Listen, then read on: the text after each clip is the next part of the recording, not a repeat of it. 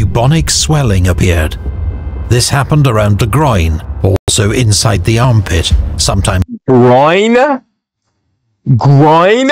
Wait. So you're telling me that their wee-wees or VVs were swelling? Oh hell no. Belisarius. 540 AD. Belisarius. Khosrow, Sassanid king of Persia, is invading the Eastern Roman Empire. His huge army marches along the banks of the Euphrates River. Sura falls before them. Hierapolis is ransomed for £2,000 of silver. How much is that in today's money? Burns. Then, to the horror of all Romans, Khosrow takes Antioch, second city of the empire. Wait. Antioch. I thought Antioch was created during the Hellenistic era. Wait, no, I think one of my comments, I think, was this like Crusades? I think I have to reread that comment because I could have sworn that Antioch was created during the Hellenistic. I don't know, maybe I'm tripping. I think I'm tripping because no, I don't think it could be during the Hellenistic era. Wait. Oh, wait. Yes. Wait. No, I'm tripping. I'm thinking that this is BC. No, this is AD. I forgot Belisarius happened AD. No, I'm not tripping. I'm not. Capital of the Near East. Oh my gosh. I'm so dumb. Soldiers flee. Civilians are massacred. Of course. The historian Procopius writes, "I become dizzy as I write about such a great calamity, and transmit it to future times to remember." Holy crap. Now my question is though, how did he survive? How did he survive, right? I just now clocked that. I'm like, wait a minute. You're telling me he's like seeing this as it happens? Like, how is he alive? If they're going around slaughtering everyone, right? How is he not getting slaughtered? How is he able to survive that? Because I noticed that a lot of historians, when they write like accounts of events, they write it like if they're there, and if they're actually there, witnessing that, how are they able to survive that? I mean, is that like the equivalent to the cameraman? Like the cameraman like survives everything. Oh my gosh, Copius writes, "I become dizzy as I write about such a great calamity, and transmit it to future times to remember. I cannot understand why it should be God's will to exalt the fortunes of a man or place, and then to obliterate them for no cause that is apparent to us." After years of victories, Justinian's empire is rocked by this devastating onslaught.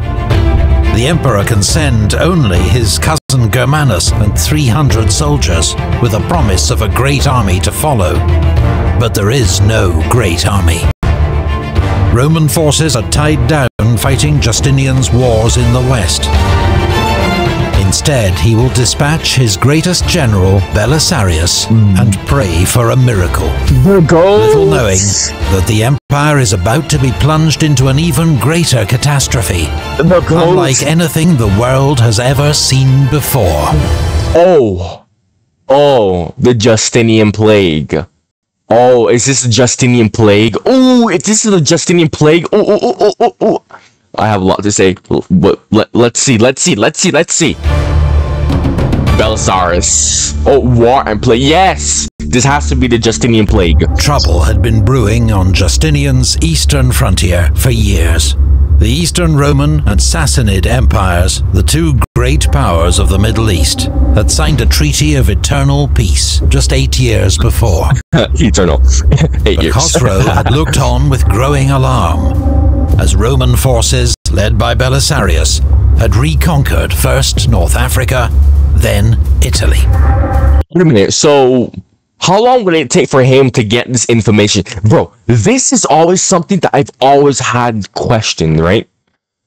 How were these kings able to get this information that, hey, this other kingdom just conquered that kingdom? Wouldn't that take like a super long time, right? Because listen to me, right? Listen to me, listen to me, okay?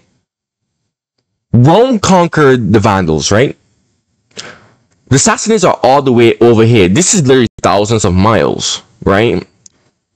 So, yes, he was concerned, but by the time that he hears about that, right, and he starts to get concerned, wouldn't it, like, Rome immediately went to, conquer the Italian peninsula.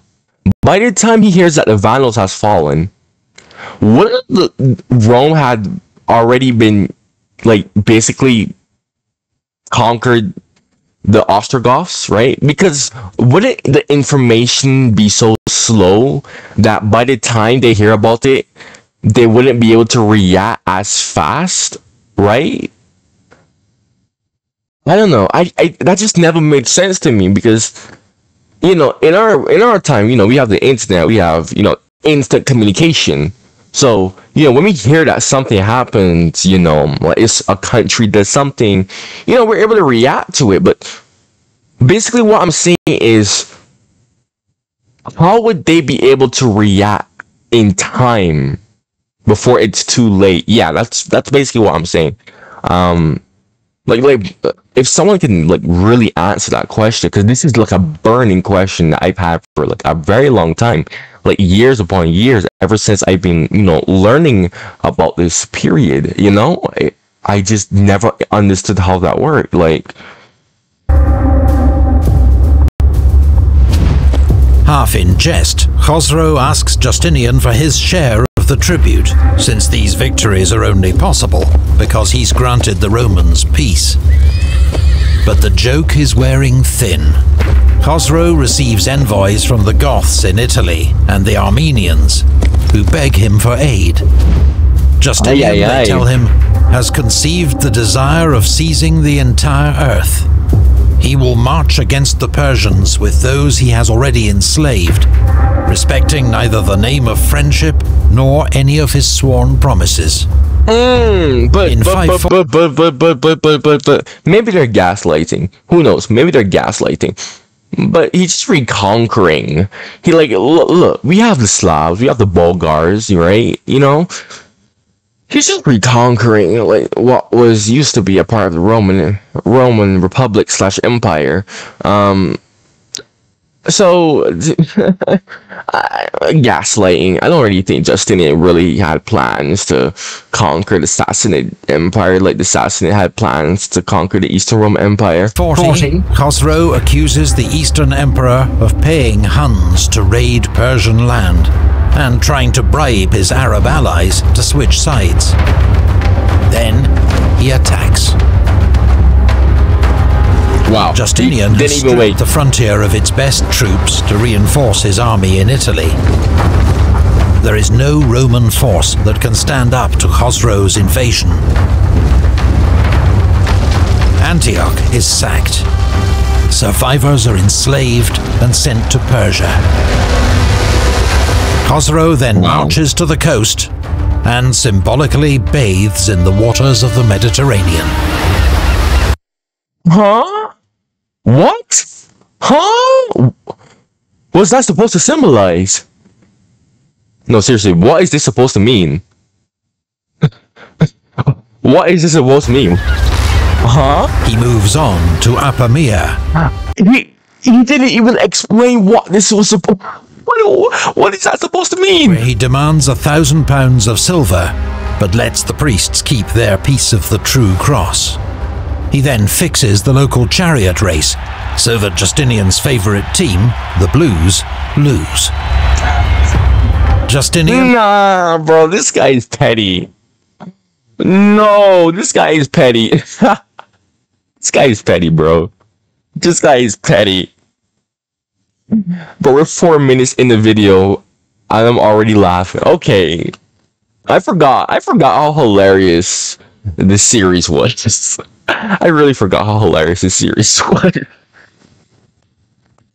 Nah, bro. What? No wonder why it's called Assassinate Empire, bro. Cause he is sassy. Oh, like this sassiness, bro. Definitely fits the name for the Assassinate Empire, bro. Freaking hell, man. But lets the priests keep their piece of the true cross. He then fixes the local chariot race so that Justinian's favourite team, the Blues, lose. Justinian agrees to pay Khosrow £5,000 of gold, with 500 more to be paid annually in exchange for a truce. Satisfied, Khosrow sets off for home. However, he does not let the truce prevent him from extorting several more payments en route. It is the Eastern Roman Empire's greatest military humiliation in 3 centuries. Wow. My man basically walked in, looted everything, and left. Disrespectful. Justinian, you cannot let that slide, Justinian. You cannot let that slide. Extorting several more payments en route. You can't let that slide. It is the Eastern Roman Empire's greatest military humiliation in 3 centuries. Everyone was talking about Belisarius. He was credited with 2 victories such as never before fallen to the lot of one man. He had brought 2 kings captive to Constantinople, and beyond all expectation had made Roman spoils of the nations and wealth of Geseric and Theodoric. In the Eastern Roman capital, Belisarius has been welcomed back from Italy as a hero. He and his entourage draw admiring crowds wherever they go. But he does not have long to enjoy his success. In early 541, Justinian sends Belisarius east to take command of Roman forces in Syria and ensure there is no repeat of the previous year's disaster. Belisarius' wife, Antonina, has accompanied him on previous campaigns to North Africa and Italy and proved herself a valuable advisor and deputy. But this time... Antonina, the goatess, is that what I call her because she's a female? Instead of saying the goatess, because usually in English, if you're referring to something as a female, usually, please, I do not go in the comments and be like, oh, well, actually, ships are female. Yeah, I know, but usually, like, it's usually like you add like E and SS, like lion, lioness, and you know, goddess and god. Right? So, usually, okay, so I'm just saying, goatess, okay, she's goatess. She remains in Constantinople to advise her friend and patron, Empress Theodora. Probably the most... Belisarius gathers all available forces at Dara, site of his great victory 11 years before. He has his own household troops, the elite Bucellari, Ostrogoths who joined him in Italy, Rome's Hassanid Arab allies, led by Al-Harith. Very diverse. And several thousand Limitani, the empire's frontier troops. Procopius does not tell us the size of these forces, so we can only make educated guesses based on circumstantial evidence. Ah, okay. Local Roman forces are shaken by the events of the previous year. Belisarius spends several weeks reorganizing these men, re-equipping them, and rebuilding their shattered morale. When Belisarius learns that Khosrow and the main Persian army are far away in the north, campaigning in Lazica, he decides to go on the offensive and targets the Persian city of Nisibis. Wait a minute. So he's striking first. Wait. Hold on. So wait, who's attacking first? Is the Persians about to attack? Or... Wait. Because Lazica is a part of the Eastern Roman Empire. Okay, I'm confused. So who's gonna attack? Okay, whatever. The point is, Belisarius is gonna go on the offensive. This fortified frontier city is too strong to assault directly, but Belisarius hopes the garrison can be lured out and defeated in battle. allowing his troops to rush into the city, mingled with the retreating enemy. How are you gonna bait them out? What? Belisarius camps 5 miles from Nisibis, close enough to tempt the Persians to attack, but far enough that they can't easily retreat back to the city. But one Roman commander, Peter, camps far too close.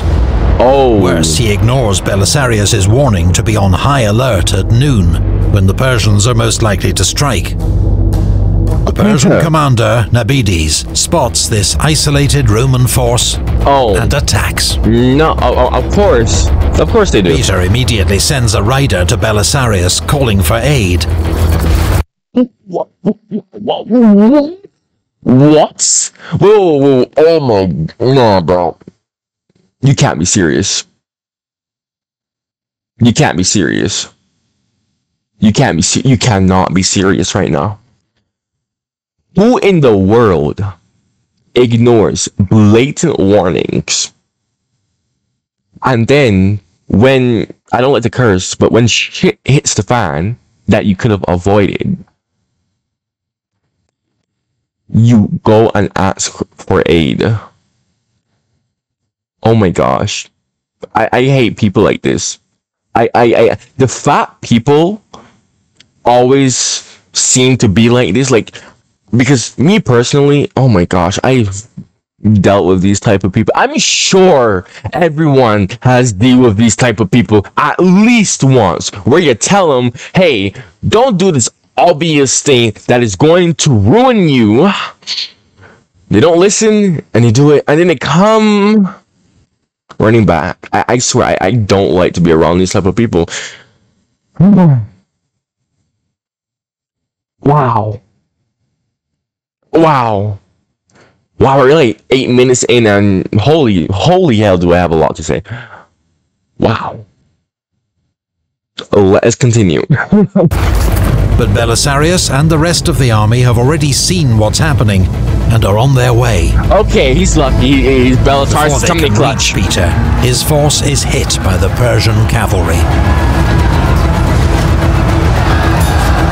After a brief fight, his troops scatter. Wait. He said before he reaches Peter, his forces are hit by Persian cavalry? Wait. But so the Persians attacked him instead of Peter because they saw him coming, or did he get that mixed up? Confusing. You'll never play that part, just because maybe I'm slow and someone can answer that for me in the comments. I'm just gonna replay that part. Force is hit by the Persian cavalry. Whatever. After a brief fight, his troops scatter. 50 men are killed. A Roman standard is lost. When Belisarius arrives with reinforcements, he drives off the Persians, who retreat into the city, leaving behind more than 100 dead. But the loss of a Roman standard in such a pointless skirmish is a bitter blow. Disrespect. Oh. Belisarius marches on to the Persian fort at Caesarion. His first attack is repelled. He digs in for a siege, while ordering Al-Harith's Arabs and 1,200 Bukhilari to cross the Tigris River and raid deep into Assyria. Belisarius is not looking too shabby right now. It has been many years since the Romans have raided this far into Persian territory. There is little resistance and much plunder. The Persians are too used to raiding Roman territory, bruh. Caesarion runs out of food and surrenders to Belisarius. But the Roman general has run out of time. His troops are exhausted by the extreme summer heat, and a third are sick. His Libetani wish to return to their homes, now threatened by the start of the Arab raiding season. Al-Harith and his men have gone AWOL. It later emerges they've ridden straight home to avoid sharing their loot with the Romans. What?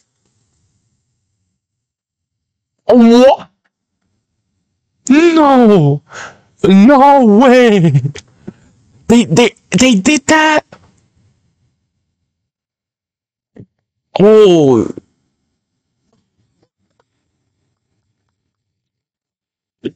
I don't know how to react to that. Should I laugh? Should I be angry? I don't know how to react to that. What?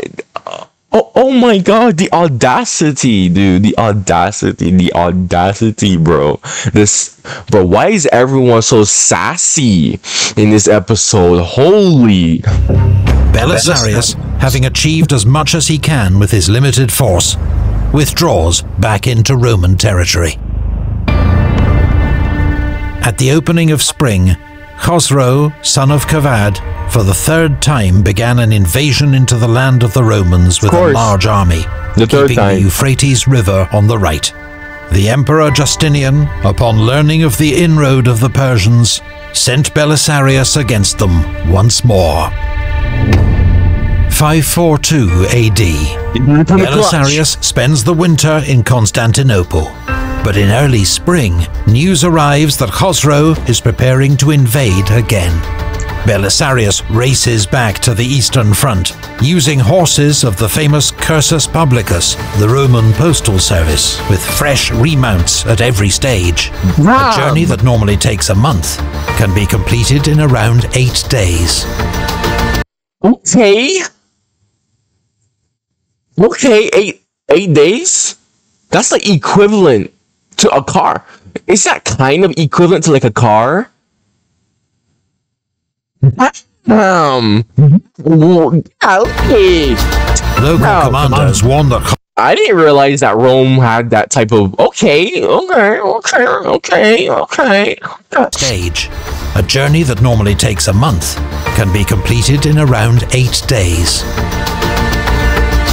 Local commanders warn that Khosrow is approaching with the biggest army yet.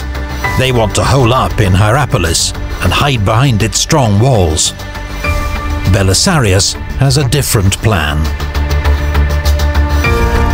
If Khosrow were attacking any other people but Romans, this plan of yours would be safe and sensible.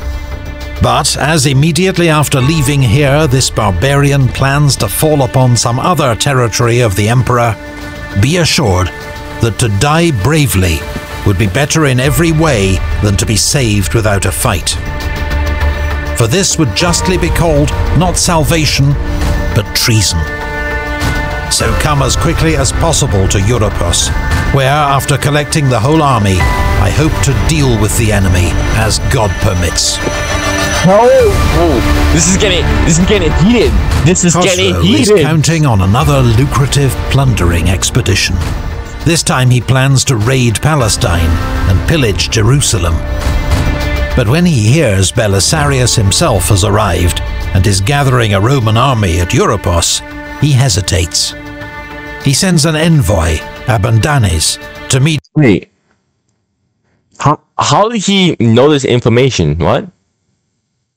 How did he know this? Okay. Belisarius, on the pretext of reopening negotiations, but really to gauge his strength.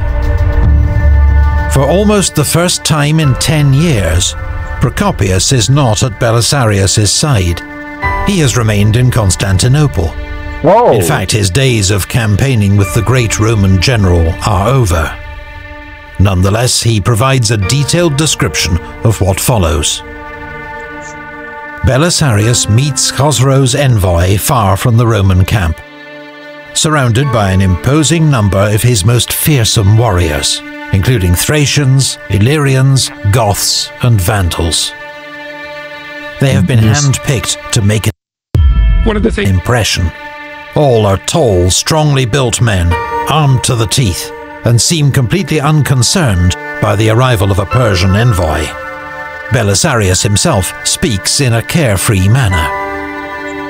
Nah, bro. Nah, Belisarius is flexing, bro. Belisarius is flexing, bro. Bro, Belisarius is saying, bro, I got the whole squad, bro, pull up. That's basically what I'm getting. This is the vibe of pull up right here. He's a pull up. I ain't scared of you. This course that Khosrow has chosen is not how men usually behave. If other men have a dispute with their neighbour, they first try to negotiate with him, and only go to war if they do not receive satisfaction. But he first comes into the midst of the Romans, and then makes suggestions about peace. With that, Belisarius dismisses the envoy. Goofy. The envoy returns to Khosrow. Goofy! Khosrow, goofy! And urges the king to avoid battle at all costs. The enemy are not like any men he's seen before. They are formidable and disciplined. Their commander is wise and imposing. The king should withdraw as soon as possible. Khosrow takes his advice. The Persian army crosses the Euphrates and marches home. Belisarius appears to have bluffed a stronger enemy into retreat and saved huge swathes of the empire from plunder and pillage. Holy crap, Belisarius, you and your psychological warfare. Bro, what the heck? What the heck, bro? Oh my gosh. According to Procopius, the Romans praised Belisarius. He seemed to have achieved greater glory in their eyes by this feat than when he brought Gelimer or Vitiges captive to Constantinople. In truth, it was an achievement of great importance and deserving great praise, at a time when all the Romans were hiding in terror behind their defenses. Belisarius and his Bucalari, putting on a show that is so intimidating and deceptive that the Persian king abandons his campaign. It's a famous and memorable scene. But did it ever happen? Whoa. Many historians believe that something even more terrifying caused Khosrow's rapid withdrawal.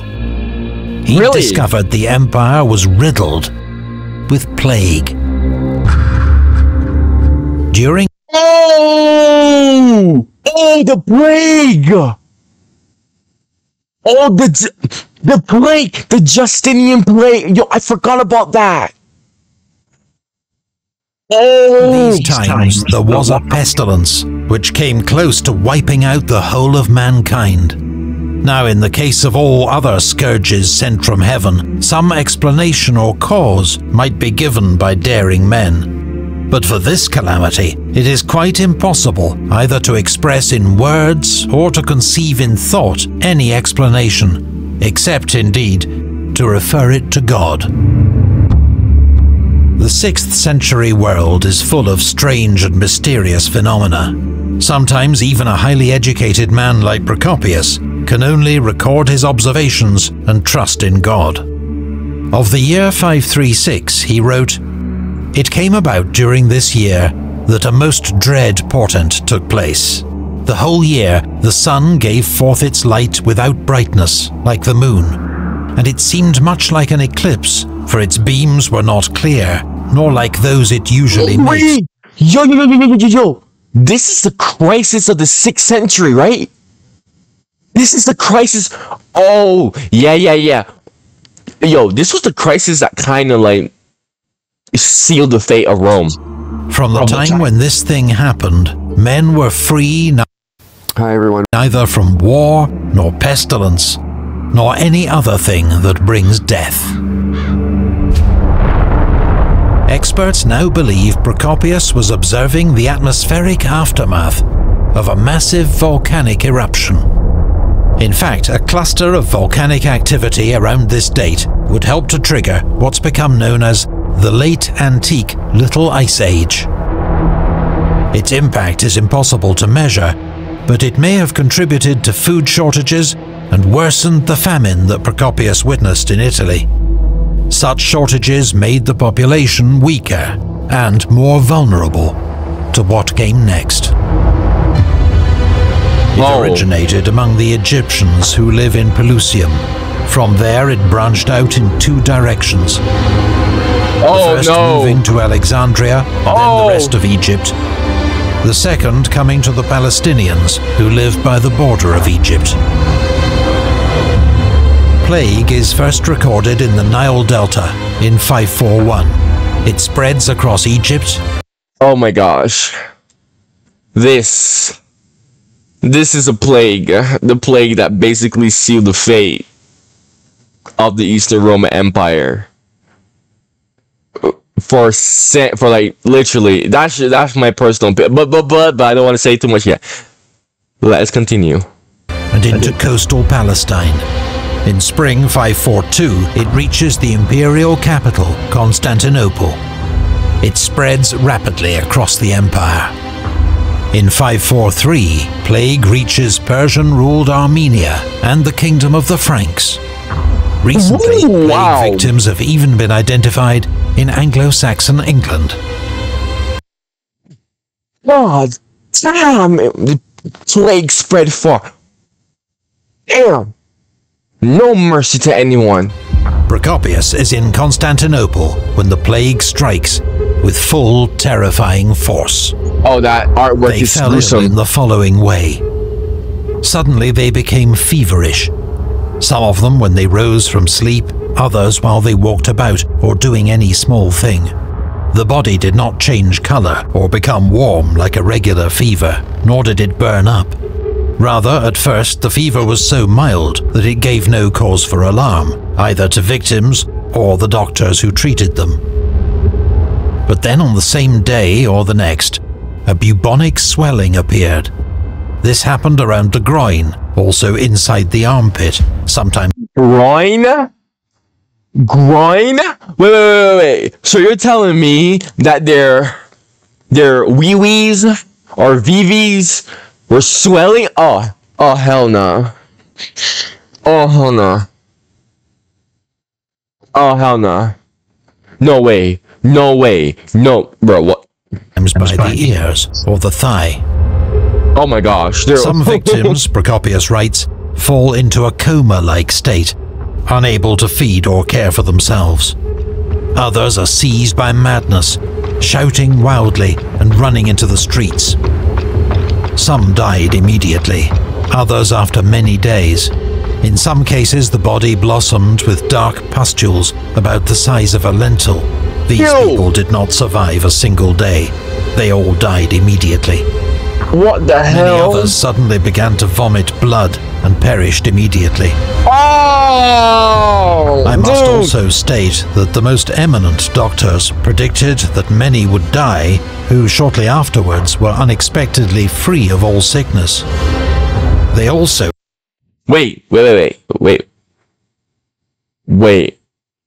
Hold on. So, some people survived this? So, they were in that condition and they survived? Like, their bodies were able to fight that off? Really? Really? Really? Also, how did he survive this? What the heck? Claimed that many would survive, who were destined to perish almost immediately. Thus, there was no cause behind this disease that any human reason could grasp. For in all cases, the outcome made little sense. DNA analysis of human remains from this and later pandemics has identified the cause of this terrifying disease, a deadly bacterium called Yersinia pestis. Procopius is at the center of the world's first bubonic plague pandemic. The second. Oh, this is the first bubonic. Oh. Procopius is at the center of the world's first bubonic plague pandemic. The second, 8 centuries later, is known as the Black Death. Yeah. The peak of the pandemic lasts 3 months. On the very worst days, the death toll in Constantinople alone may be as high as 10,000. Between a third and half the city's population perish. Entire households are wiped out. The city's graveyards overflow, and corpses are crammed into city watchtowers. Yo. I want to wait until he finishes speaking. I want to say a lot. But I want to wait until he's done. Third and half the city's population perish. Entire households are wiped out. the city's graveyards overflow and corpses are crammed into city watchtowers. It was not easy in those times to see anyone out and about, for all were holed up in their homes. If you happened to chance upon someone going out, he was carrying one of the dead. All work came to a standstill. The plague hits the empire's great cities hardest, but the pestilence also reaches deep into the countryside. Then Emperor Justinian himself falls sick. News soon reaches the army in Syria. There are even rumors that the emperor is already dead. Belisarius. I know that Justinian got the plague. I don't know how he survived, but I know that he got the plague and he survived. And his generals discuss the situation, but we have no reliable information on what is said. How did Belisarius not get the plague? What? Or by whom? Justinian has no children. The succession will be an uncertain and dangerous time. Their own role may be decisive. They may even discuss who among them is best placed to succeed the emperor.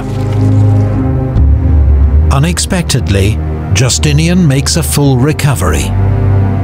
But Empress Theodora has learned of the generals meeting in Syria. Her informers tell her that Belisarius and another general, Byzantines, had said they would not support any new emperor proclaimed in Constantinople. Theodora regards these words as treason, a clear sign they will turn against her if her husband should die. Belisarius and Byzantines are summoned to Constantinople for questioning. Theodora cannot prove their treason, but both men experience a sudden, dramatic fall from favor. Procopius claims that Byzantines spends more than 2 years in a secret prison. Belisarius, the emperor's most successful general, escapes imprisonment, but his disgrace is total. He is dismissed. Bro. So let me talk about the plague real quick. I'm actually gonna replay this. I want to talk about the plague real quick. I feel like the Roman Empire, and this is a take that I've always had, the Eastern Roman Empire, I feel like the Eastern Roman Empire could have lived longer had the Justinian plague not happened, right? Because the plague wiped out, like, what was it? I think 25% of the population. And, you know, I don't even think the Eastern Roman Empire really recovered from that. And, you know, I don't know if it was 25%, but I do know that it was a large sum of the population that it sent shockwaves, right? For like shockwaves throughout the rest of the Eastern Roman Empire's history. Because those people that died were taxes that are gone, manpower that are gone, people who are growing food that are gone, can't reproduce, can't make kids, okay? Epic history already said that half of Constantinople literally died, right? So that's already like catastrophic. And yeah, after this was like the nail on the coffin of the Eastern Roman Empire, but no one didn't really feel it yet. Like the Eastern Roman Empire just was not the same after this plague, right? It was not peak, you know, like what it was before the plague. And that's just like my personal opinion on why the Eastern Roman Empire fell apart. I know there's a whole bunch of like civil wars and whatnot, you know, but this was like the lighting on the candle, basically. Let us continue. Yes, in a secret prison. Belisarius, the emperor's most successful general, escapes imprisonment, but his disgrace is total. He is dismissed from command and loses much of his fortune. His famed bucellari are split up and distributed amongst other commanders. Belisarius lives in Constantinople as a private citizen for more than a year. While abroad, Justinian's empire slides towards crisis. The plague has killed a multitude of Roman citizens and soldiers, and severely disrupted government, trade, and taxation. Exactly. You know, this is exactly what I was saying. Like, this plague was so catastrophic. I feel like people should really talk about this plague more. Of Roman citizens and soldiers, and severely disrupted government, trade, and taxation. In Armenia, a Roman offensive ends in humiliating defeat. In North Africa, Berber rebels defeat the Romans and kill Solomon the governor. Oh. While in Italy, the Ostrogoths have rallied under a new king, Totila, retaken most of Belisarius's gains, and again threaten Rome itself. Justinian is desperate for a general who can take command in Italy and turn the tide of war. 544 AD. Belisarius is recalled from disgrace and given back his old command in Italy. But the emperor has no troops to spare, and Belisarius's bucellari are still in the east. This time he will have only 4,000 recruits that he must hire and equip himself to reinforce the demoralized army in Italy. And in Totila, he faces a far more dangerous adversary than before. He is poorly resourced and has been ungratefully treated by his emperor. But Belisarius loyally marches to war again, in what will prove his final campaign. Big thanks. Epic. Of course it's epic. It's Epic History TV. Look, man, you made it all the way to the end of the video. Make sure that you subscribe, alright? Subscribe if you like my reactions, man. Definitely subscribe for more, because I'm going to be posting a lot more reactions in the future. If you have anything that you know that I would love to learn about or react to, then suggest it to me in the comments, okay? This was a fabulous, I think the Belisarius series, aside from my History of Russia series, would be like my favorite, you know, my favorite series, definitely by Epic History TV. Man, I mean, Belisarius alone made me like this era of history, you know what I mean, man? So definitely enjoyed this one. So thank you for watching and stay tuned.